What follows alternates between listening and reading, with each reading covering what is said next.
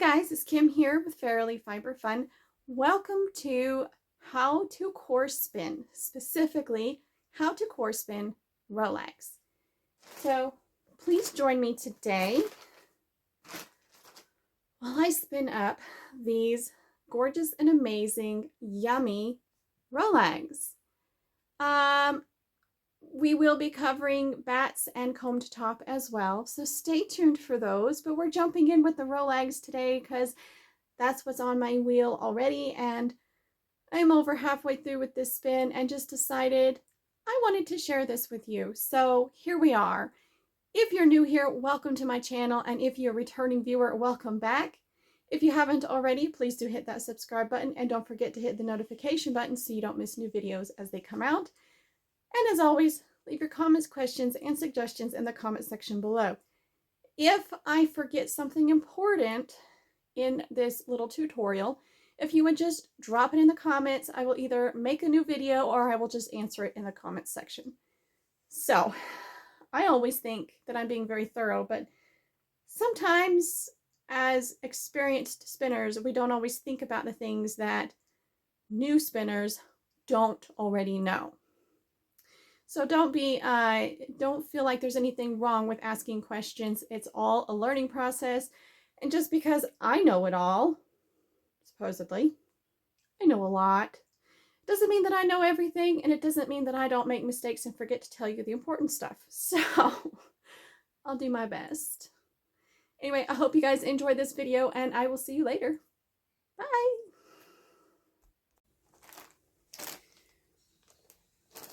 Today we are going to spin up some Rolags that I made a while back. Never bothered to add them to the store, so we're just going to spin them up into some art yarn. I've already got a lot. I've already got 2 of these 1.5 ounce bundles on the wheel, so I've got about 3 ounces on it. Of course, it's more than that with the core, but that's the amount of wool. And now we're going to spin the last 1.5 ounces. And it is Rolags. So core spinning is fairly consistent across the board, no matter what your fiber prep is.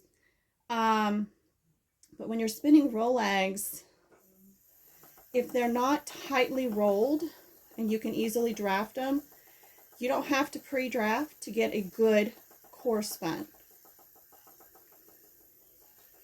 So to core spin, you need a fluffy core that the fiber will stick to. This is mohair.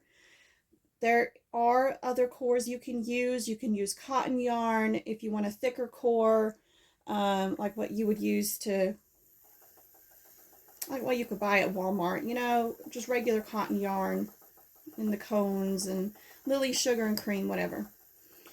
So you hold the core fairly tightly, but you're going to let it slip through your fingers. And then you pinch right where the wool comes off the core and you draft back. Now to start with, sometimes you just got to kind of lay your wool up against the core and start twisting so it gets twisted on there, and then you can start drafting. I like to feed it on at about a 45-degree angle. So I got this nice little triangle going on here where I'm drafting the fiber back and then letting it feed on. The exact angle isn't super critical. You just want to find what works for you. And you can do it with either hand. You know, I'm better with the other hand because that's what I'm used to, as you can tell. I'll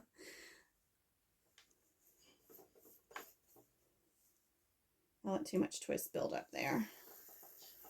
So you do want a fairly good take up. You want the wheel to take the fiber, but you don't want to have a death grip on it. Like, I don't have a death grip on my core because it's not a slippery core. If you're using acrylic yarn that has the fuzz on it, it's really, really slippery, and you kind of have to have a death grip on it just because it's so slippery. But this mohair is not slippery, so it's great. Cotton yarn is also not slippery, so it's great too. I am going to ply this, so I'm letting a lot of twist build up in the core spun, and I don't care. It's going to get plied. It's going to need all this extra twist. But if you wanted to leave it as a core spun single, I would spin the core the opposite direction and then core spin the way you're going to. And that way it makes a nice, fairly balanced core spun single. So it's, you pinch the wool up against the core, draft, let it roll on around the core. I love core spinning. It's so much fun.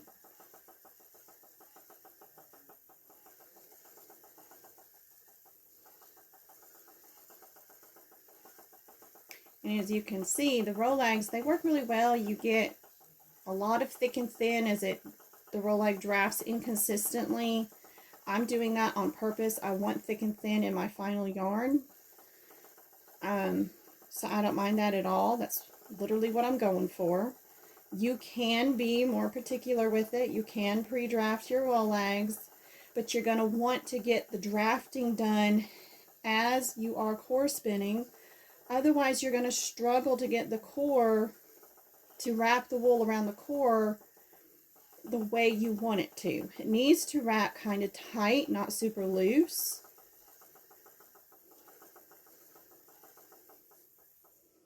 And now it doesn't want to go on the wheel.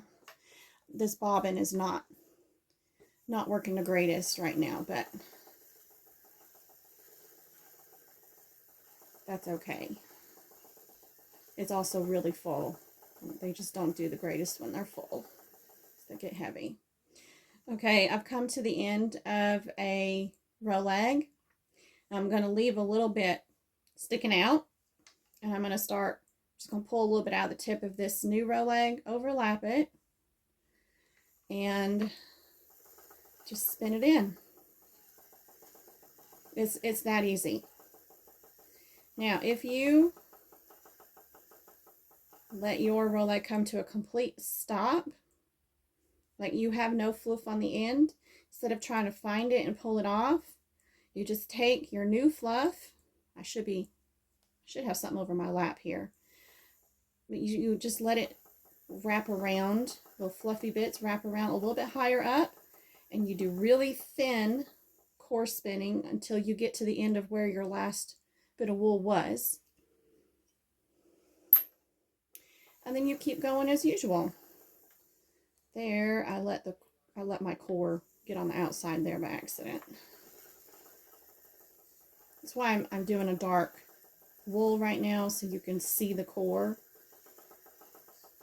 If you're core spinning at too light of an angle, you're going to end up, like if you've got your wool and your core too close together, you're going to end up with the core showing. It's not going to be completely covered up. That's why I do about a 45 to 90 degree angle, somewhere in there. You know, this would be 90 degrees. And that's how you build up thick spots. If you want thick spots, is you do a 90 degree. But if you want a more steady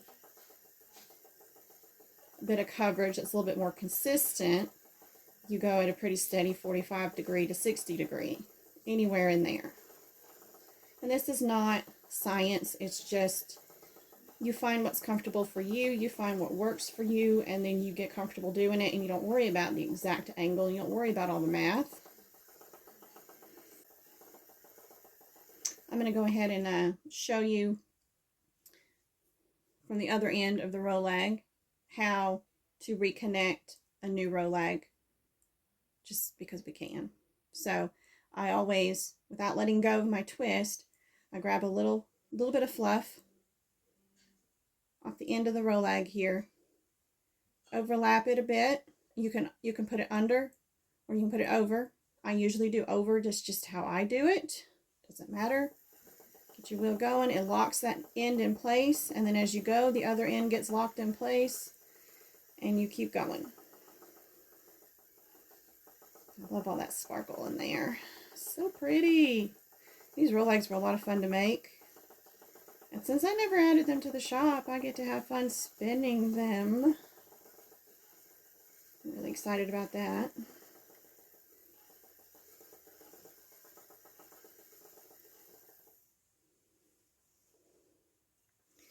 Now the big question is, am I going to fit all of this on the one bobbin? I am spinning on the Magicraft Rose with the extra bulky flyer and bobbins, except these bobbins are made by someone else, not by Magicraft. They're not made by Acreworks. They're made by Bobcat Bobbins. And I will try to remember to put the info in the video description, so you can order some bobbins if you want to. They're not the highest quality, but for what I need, they are perfect. I needed big bobbins. I needed them to be affordable, and I needed them for art yarn spinning because I only had one, and now I have 4.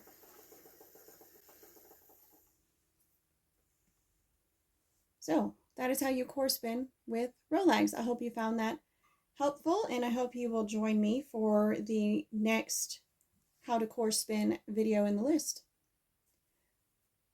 Bye. Okay, I did forget to mention something, and that is when you're core spinning, you can either just let the core slide through your hand onto the wheel as you go, or I do pull backwards along that core, pull my hand backwards, just letting it slide backwards along the core. I find I have more control that way, but it's what works for you. So like if I wrapped the core around my fingers, I can't move my hand back, it's stuck.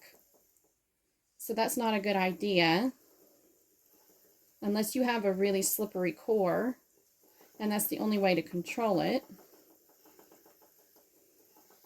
But here I just have it laying in my hand. That's it. The only other problem is if, see, I have a cone here. I'm sitting on the floor next to me, and if it's sitting at the wrong angle, then the yarn won't just unwind from it naturally. I have to pull it up because it gets stuck, and then the cone goes tumbling across the floor. So sometimes I'll just pull a portion of the core up off the cone and then just kind of let it hang out. It sometimes tangles, not a big deal. But you don't want anything obstructing your core yarn, because that's what creates the core spun. You have to be able to feed that onto your wheel at a speed that is comfortable for you. And you want to treadle at a speed that's comfortable for you.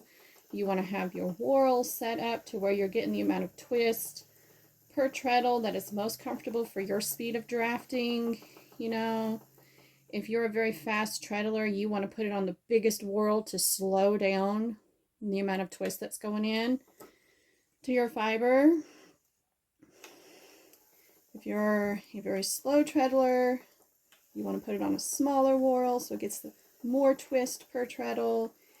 That has nothing to do with core spinning and everything to do with your wheel and how you spin. I do tend to slow down the twist, so I put my wheel on a bigger whorl so that it gets less twist per treadle. So I can kind of control it a little bit better, not get too many kinks. This is what it looks like as a plyback sample. So that's a pretty decent amount of twist. And once I get it plied up with the way I'm going to ply it, it's still going to have too much energy going the other direction. But that's because I'm going to super coil it. So technically I should be putting more twist in this. But if you were just going to 2-ply it, that would be the perfect amount of twist. If you're wanting to leave it as a single, let me see if I can do this.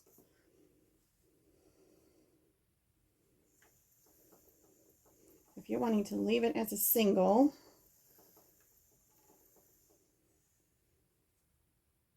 that's much looser. You don't want anywhere near as much twist energy in it if you're going to leave it as a single. Let's see if I can undo this. I might just have to twist it more.